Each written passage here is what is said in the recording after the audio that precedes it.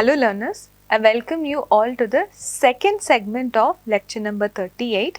We've been discussing about Copper Mesa versus Ecuador. In the last segment, I discussed about the factual matrix of the case. Actually, I forgot to mention about the last nail in the coffin for the claimant, and that was the Undersecretary in the Ministry of Mines made oral inquiry with regard to the environmental impact assessment study that was submitted by the claimant, and was it processed, what is the status. This was an oral inquiry, pursuant to which he got a reply saying that the environmental impact study was still not processed because the claimant had failed to consult at least 7 community leaders from the local communities. So that was the reply he had got. So, Under Secretary of the Ministry of Mines ordered the regional mining director to terminate the concession in the Junin area on the ground that the claimant had failed to meet with the representatives from the local population, local communities. Then, pursuant to that, and the regional mining director also issued termination resolutions. No opportunity of being heard, nothing was given. So, this order by the regional mining director terminated the concessions granted in Junun area. Now, when the claimant approached the investment arbitration, a very preliminary objection was taken by Ecuador. And what is that objection? Ecuador stated that the claimant had approached the tribunal with unclean hands.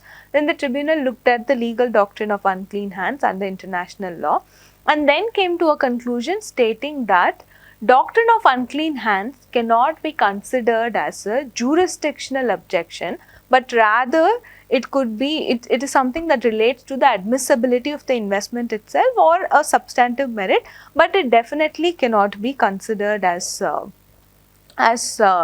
jurisdictional objector. This is what the tribunal stated. In fact, here Ecuador also stated that the claimant has sort of conducted many involved in many violent activities and all of that, has committed many crimes against human rights, and the actions of the claimant was something that was opposed to international public policy. That was also something it's stated. I mean, Ecuador stated that the claimant had committed certain actions which were against international public policy and against human rights from the year 2005 to 2007. Then the tribunal stated that if that was the case, then Ecuador should have at least made one complaint with regard to these actions during the relevant period, and Ecuador was not even in a position to show that such a complaint had been made. So, in the preliminary objections by Ecuador, the tribunal ruled in favor of the claimant and asserted the jurisdiction and went ahead with hearing the merits of the case. What were the merits?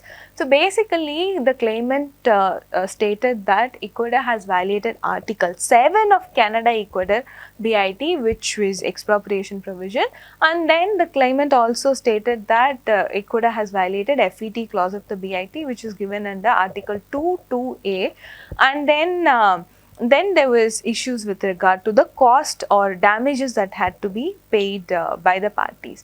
Now, with regard to these two biggest substantive issues, how did the tribunal decide the case?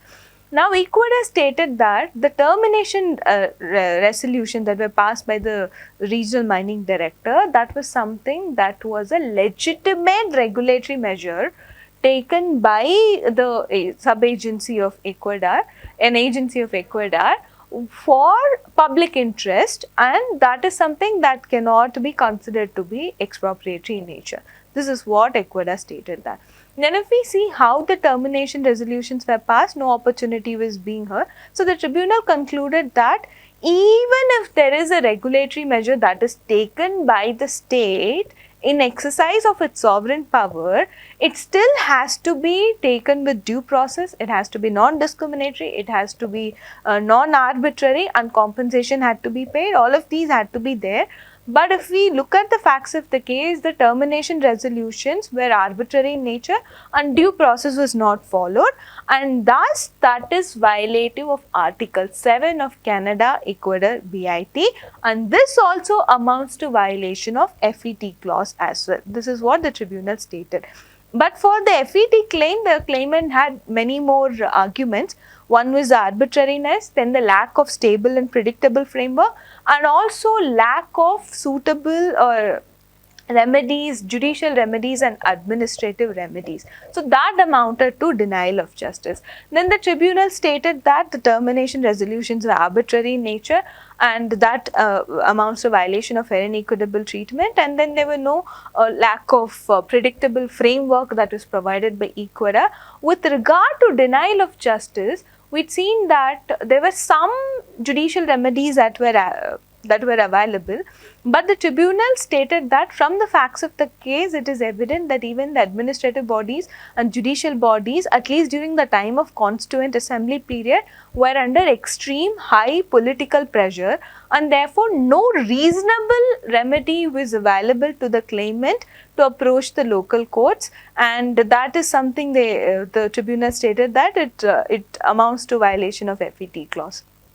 So they found violation of expropriation clause, they found violation of FET clause, but when it comes to the damages that had to be paid to the claimant, then the tribunal reduced the amount of compensation. The reason being, the claimant was also involved in certain activities that led to the violent clash in the country, especially with the local population. So why even the claimant had hired private armed person and all of that. So because of those actions of the claimant, the tribunal had actually reduced the quantum of compensation that was awarded to the claimant.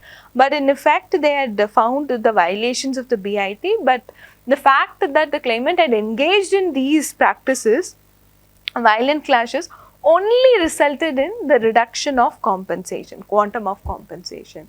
So this is how Copper Mesa versus Ecuador was decided. This is again one other investment dispute where an environmental degradation was the subject matter. Then in the next lecture, we will be looking at Avon versus Avon case. That is also a very interesting case. We'll discuss that, and with that we will conclude our discussion of investment disputes. Thank you.